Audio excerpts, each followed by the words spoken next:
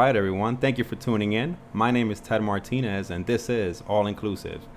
My objective in creating a show like this, or a series of shows like this, is to hopefully form a community of listeners from all walks of life who want to come in and get an objective take, an objective answer, or even join us on this transitional conversational journey to the truth.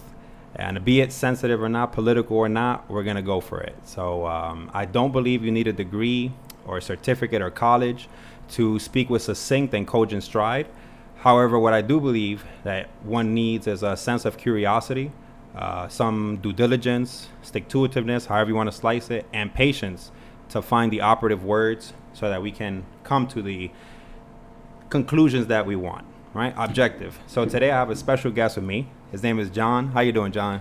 Hey, what's going on? Oh, man, I'm so glad Inclusive is starting up. I just couldn't wait. I'm a big advocate of what we're going to be talking about.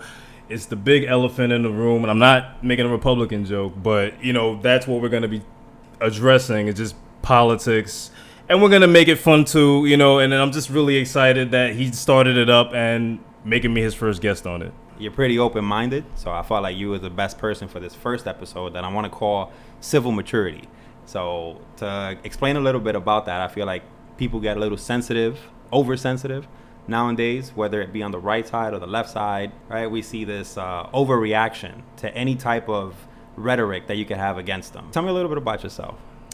Well, I was born in Astoria. I wasn't born in Astoria, but just in New York, but I was raised in Astoria. And basically for a living, all I do is just try to stay healthy and just, promote fitness and, be well and just try to find my own euphoria in this chaos that's going on right now. And since you say you work out, you find it being obstructed with this pandemic going on? Do you find it harder to work out? Absolutely. It's not harder. It's just more necessary to me now. Now things are more clear of what I need to be doing. Right. It just in regular times, Before I wasn't really sure, but now I really see now maybe I should work. We all should. We all should be just working on ourselves more, Absolutely. And then that will create the change that we need. But, the problem at hand is we're just not all seeing eye to eye. And it's unfortunate right now. Working out also keeps you calm, right? Absolutely. Mm-hmm. Absolutely. And speaking about everybody overreacting, how do you stay calm when speaking politically with someone? Have you ever had any bad experiences speaking politically? Absolutely. Can you tell me about one? I try to stay away from them, but the times where it just falls into play, particularly when you're socializing, somebody's going to want to pick your brain a little bit to see if they like you. So then, the big thing is now politics now, which way you rolling? How do you feel now, and then I'll find something about it. Oh, you're left. Oh, I can't roll with you because you're going to feel this way and I'm going to feel that way, and vice versa, which is unfair because at the end of the day, we're all in this together. I keep seeing that, but I'm not really seeing it. I'm seeing it as a hashtag. I'm not seeing it done really. So can you tell me one experience that you've had with somebody? You don't have to give me any names, of course, but something that happened where they overreacted or something. A negative experience. Well, basically, I was just having a conversation with somebody in my building, and then they were a neighbor of mine, and then I just was at the time heavy on the Democrats, and then I had my opinion. I was always thought that Democrats were a blue collar and, for the blue collar working class. And then that's where I stand. Right. So I always thought that way. But then my neighbor, was a Republican guy. And then he disagreed with my view of the Democrats. He just said I was wrong. And I didn't realize until now that, I kind of was wrong to, be so heavy on them. Mm-hmm. So you were the one that was overreactive at the time? No, he was because he just didn't because I was just, at the time, Obama was coming up, and I was just really excited for it, and I was just letting everybody know how excited I was, and then this guy happened to be Republican. Did he explain himself, though? Did he explain Well, to he saw I was young at the time, and he just saw I wasn't gonna, sit for the talk, and then that's the problem that there's going on now. There's just people that are just one track minded, and they're not gonna have this conversation. This is why I thank God for this podcast, because it'll make people want to have this conversation and talk more and come to a conclusion. Yeah. A lot of people just pick their sides, right? And they're not really all inclusive, one would say, right? So what do you think is holding us back, though, from speaking with this civil maturity that I'm talking about? This is my own personal opinion, but I'm going to say the media.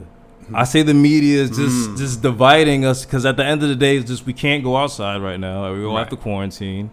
So we're just going on and watching TV. We're being brainwashed by the media because it sells, it's juicy. And I really feel like they're holding us back because they're giving people, whoever was leaning into one lefty or righty opinion, the news will push you all the way over there. 100%. The media will push you all the way over there, So it's just how can we all, have civil maturity when, we're all divided? We don't work out. It doesn't work out well when we're all divided. We don't look good as a country either when we're all divided like that. 100%. We can't get to an objective like that. No, absolutely can't get nothing done. No, yeah. We're just become super tribal and America, everything that all the values are just going out the window with the division that's going on, and I feel like that has to stop. So it's interesting you bring up civil maturity because I don't see any of that going on right now. The problem with the objective that I'm saying, when you're talking with somebody, especially politically, and then you're talking about a specific topic, right? That's the objective. Let's say that's the trajectory of the conversation, and then they throw an insult. They call you a racist or whatever it is, whitewash, whatever the name, pejorative name that they use. It not only takes away from the objective trajectory that you were on, but it kind of conflates your character with that name call, which altogether removes you from the relevance of the conversation, right? So then you can't even say the name. That's my bigger problem, that we can't come to a consensus, right? And in the middle where we're about to come to an election, instead of politicians being our representatives who we voted in, instead of them talking about what they have in common, right? And showing us that they do work together professionally, they choose to stay on their side.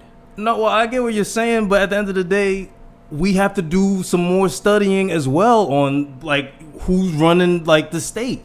I have to do studying myself. We all have to do just a little bit of research on who we're voting for in terms of the state and the legislation. Right. We have to make sure we know who they are and what they're about, and not just check at the box and just get up out of there and go to McDonald's. We can't do that. So you find studying the politics or maybe even history important for the coming to a understanding. Now more than ever. Speaking with substance, right? Yeah. It's becoming a necessity. We have to do a little bit of just what's going on and who we're just checking the box for. But not to the Democrats or the Republicans' credit, they haven't really made that, they haven't really told us anything like that, to do anything like that. We're supposed to just do that and know that. You're supposed to. You know what I mean? But it's just, instead we just get a face. Oh, this is going to be the face. The face looks good. You know what I mean? And it looks good. And it feels good a little bit, for African Americans to be in politics and have bigger roles in politics and not just be a senator. I'm not saying a senator is a low role, but it's just it gets deeper than a senator, I believe. So it's just good to do that, but it's just, at the end of the day, what are you doing it for? What is the purpose for? You know what I mean? That's all I want to know. And they're using their First Amendment right, and I want to segue into this. What do you think about our First Amendment rights' importance to these conversations? Because obviously the freedom of expression is what gives us the right to even overreact. So what do you think about the First Amendment and the responsibility that we're carrying it with? We're not being responsible with it at all. It's just, I believe in it. Mm-hmm. We're, as human beings, you have to express yourself, and the First Amendment allows you to do that. But just again, and then it goes back to the civil maturity. It's just we're not handling that power in a mature manner right now. Right. I don't feel good, but I feel like it's still needed. The First Amendment, I truly believe in. We do need it, but we're not using it well right now. Right. And we're using it in a hurtful way right now. Mm-hmm. And then 100%. So it's just, we're not going to get anywhere, and then we're just going to continue to be divided because we're tribal as humans. We want to stick to what makes us comfortable. Mm-hmm.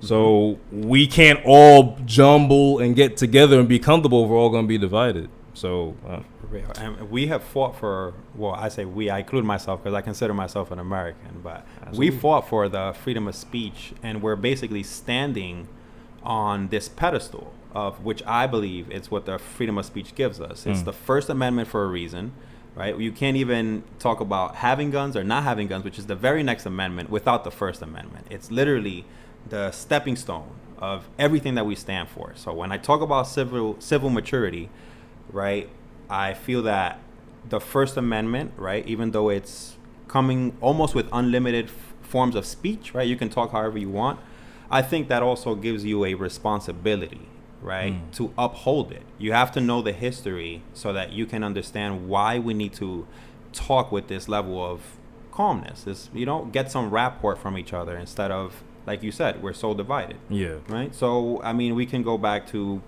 when was it, 1836, right? We had the gag rule where the abolitionists were fighting strong in Congress, right? They didn't have the upper hand. So we had this guy, a representative from South Carolina, a Democrat. He was Henry L. Pinckney, and he made the Pinckney resolutions, which meant that if you ever spoke against slavery, they would table the bill, whatever you're trying to say. So basically, they were going to ignore you. So that is a direct obstruction of freedom of speech. And there was one man who stood up against that. And even though the resolution was passed, and it lasted 8 years, where nobody in Congress could speak on it, really, there was John Quincy Adams, who was ex-president. He was the 6th president, right, 1825, and he put his reputation on the line, right, knowing that he could be sullied for that position that he took. So for 8 years, he fought, he gathered the coalition, and he wrote the rescindence. So on, when was it, December 3rd, 1844, right, they rescinded it. So therefore, that was just one moment. And there's so many moments where we've used freedom of speech to get a point across, but it always came in a responsible way, meaning you have to speak with substance. You have to know where you're coming from. Yeah, but now we're using it as a weapon on both sides, and it's just bow, you know what I mean? We're not using it in the proper manner anymore. Every state that was added throughout time, right? We had the Missouri Compromise, where Maine was added as a free state, Missouri was added as a slave state. I've looked at every state when they were acquired, all right, when they were admitted to the Union. They were admitted as compromises. There was a slave state first, then a free state. And that was in Congress where the battle really was taking place. Right. Where the freedoms of speech that we're talking about here, civil maturity, was not what was happening at all. We had stubborn, radical slave owners. That's what they were. Right. They wanted to keep that. They wanted to keep that going. And they threatened to secede every time they felt threatened. And the tipping point, to me, was after the acquisition of California. The gold rush was in 1848, right? So the Mexican-American War ended, and we acquired more states, right? So that was the tipping point. California was put in as a free state, and then we knew we had outnumbered the slave states. So Abraham Lincoln comes, and he wins the presidency on November 6th, right, 1860, I think it was. And then 7 states immediately secede. They knew what was coming. Right. You know, I feel that good works in a long-term fashion. Yeah, and absolutely. Evil takes these shortcuts. That's why they wanted slaves, right? They want the short way out. But it's evil. The majority of people saw that it was wrong. So they had to change. They had, and I think that's history is repeating itself in that sense, but it's getting a little too sensitive. So it's crazy where it's going to go. But the people see something, so the people in power have to change it. You know 100%. What I mean? They're the only ones who could. Yeah, really. Yeah. They know what we want. Oh, they was eating with the slave. You know what I mean? It was they had to pay nothing. They was making the money. But look, things have to change because it's not right. You know, and I don't think it's a Democratic or Republican thing. You know, although I am a conservative, I still believe that in history, both parties have done good and bad. But for me, the majority of the bad, unfortunately, has came from the Democratic Party. Black Lives Matter, the movement. What do you think about that? This movement today? It's a complex answer I'm about to give you. I mean, I'm all about the label because I'm a black man myself. But, you know, having research about it, you know, the people who own it, it's just, I've learned what Marxism means. And then it's just, you know, basically, if they do create change, I'm all for it. Right. You know, but at the end of the day, it's just like, if it's bad change, I'm not for it, because it's just, you don't know what a Marxist is going to do next. So you don't know their exact agenda. They're like a chameleon almost. Right. You know, and then you have somebody like that running in with that label, an important movement, Black Lives Matter. You know, it's just really. It's a little scary. You know, it's just somebody running that ship, and then they have so much support backing them right now. You know, which I guess is good, because I don't want to say it's not, because I don't want to be a sellout. It's really, really hard and confusing now. But, you know, you just got to stay strong and stay true to who you are. And I'm not fully down with that particular movement. I'm just down with the label. Yeah, you're down with the what it stands for, really. Yeah. I feel like, if I can, I feel like when they asked this NBA player who wouldn't kneel, and they asked him about, you saw it? Yes. I actually forgot his name, man. He's not a big time player, but like he just You know, the day after he tore his ACL, right? Ooh. Season-ending injury. Ooh, wow. Talk about the coincidence. In the bubble, right? He got an ACL injury. And talk about the coincidence. You won't kneel, but you tore your ACL. Oh man, that's neither here nor there. Wow. The point I'm trying to make is that in the interview they asked him why didn't he kneel, and I didn't like the way they phrased the question. They asked him if he doesn't believe that Black Lives Matter. Now, there are different definitions. I think there's the concept, the movement of Black Lives Matter, and if you go to their webpage, the concept of their movement is there. It's not about that Black Lives Matter. It's about defunding the police when we see other black people die, like the cop who was killed. What was his name? David Dorn. Yeah, David Dorn. Yeah. Right. Yeah, so when somebody like that dies, I mean, I don't think it hurts their narrative if they put up some signs like, you know, rest in peace, David Dorn. That's the freedom of expression that we have. Just because you don't kneel doesn't mean you don't care. Just because you don't follow the movement, because you see the riots and the looting, does not mean you don't believe that black lives don't matter. That's the premise that I'm coming at. And since they are part of the left, definitely not the right, because you've seen mayors talking to Black Lives Matter, getting booed too by them. This is another thing that I don't understand. If the narrative is against basically white people, when we're talking about racism that exists today, right? We see it on multiple angles. And I believe it's because we live in a country that's diverse. So we're going to have it in multiple angles. We have our paramedics, we have firefighters, and we have cops, right? And if I look at individually all of them, they're all doing the best they could. That's EMS as well. It's not institutional. I don't agree with. I believe it's an individual problem, not an institutional problem. It's a little bit of blame on us as Americans as well. Change will come through us, but if we keep being divided and everything, it's just, you know, and it kind of cripples us a little bit, a lot of it, you know, like, We can't vilify cops, in my opinion. We can vilify individual cops like the David Chauvin. I keep getting his name wrong. Forget it doesn't matter. Yeah. You know, we know what you're talking about, you know, like a guy hopefully that does some jail time. But I do believe that, I agree. I do believe that we need to venerate police more, though. We need to respect and honor our heroes, basically. If we look at 9/11, right, we had over 2,700 people that died, but obviously nobody wants to die, right? And nobody really wanted to be in the buildings, except for the firefighters. So the firefighters were racing to the building, where everybody's running away from. Okay, when shots are fired and people run, cops are going towards 100 miles an hour in those trucks, towards the shots. This is literally where I can't even say gaslighting, because gaslighting will be diminishing it a little bit. We're completely throwing it under the carpet. What they truly stand for. They stand for our freedoms of expression. When the protest started, why didn't they get arrested? When they were peaceful, of course. Because the cops were allowing it. Because they couldn't stop it. It's unconstitutional.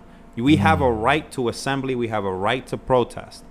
if cops were really brutalizing people, you really think this would be allowed? We have riots and looting. I heard on some statistic here, I think it was $600 million of damage done in these riots. That's already almost $1 trillion.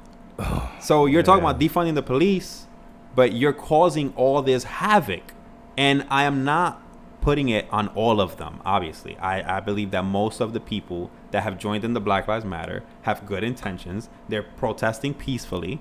But we have those who have hijacked the Black Lives, like they hijack every good movement. Yeah. It's happened historically. This is what happens. We have something good, and then we have somebody taking advantage of it. You spoke about the Civil War when it ended, right?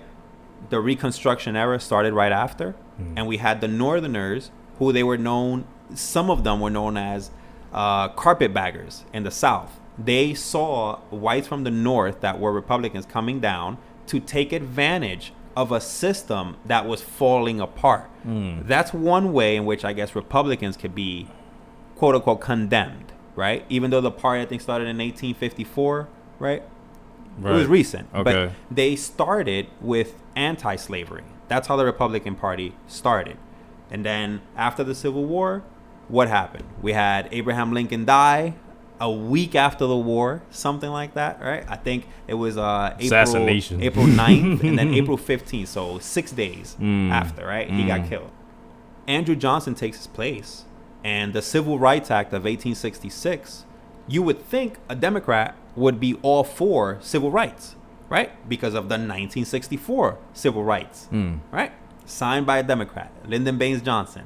However, in 1866, this president, I guess if I have to call him a president, he was an ex-president, Andrew Johnson, he vetoed that bill. He also vetoed the 14th Amendment, which gives you the right to be a citizen if you're born here. So by me pointing out a negative of Andrew Johnson, am I really condemning the Democratic Party, or am I condemning the individual?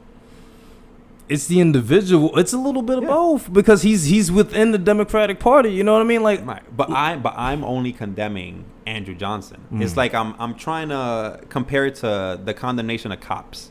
Right? I can't condemn every cop. I could condemn an individual cop. It was an institutional problem when we talk about the 1800s. Then we were in the shadows of that institutionalized racism. And what were the shadows of that? I would say is segregation, right? Segregation started right after that. Jim Crow laws.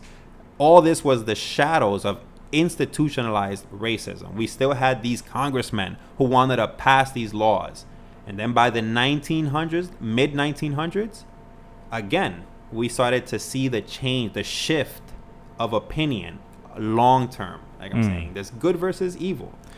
But these are individuals in high positions of power. That we cannot see, so they get to just do their bidding. And unfortunately, wow, that's a good conversation, man. It's a good conversation. Oh man, yeah, absolutely. This is the first episode, or like what? First episode. I definitely gotta have you back, man. Oh man, I'll definitely be back, and you know I'm a big supporter in this because it needs to be said, or you know people that are tuning in need to have their own conversations and just spread it out, and then through the masses we'll make that change like we did back, you know, when we needed to make it. Like we need to make it again, but we all got to just break the division and just come together. All right, folks, you heard it yourself. This was John, my good friend, and again, my name is Ted Martinez. You've tuned in to All Inclusive. Please comment, rate, subscribe. More importantly, give it a share. All right. Thank you, guys.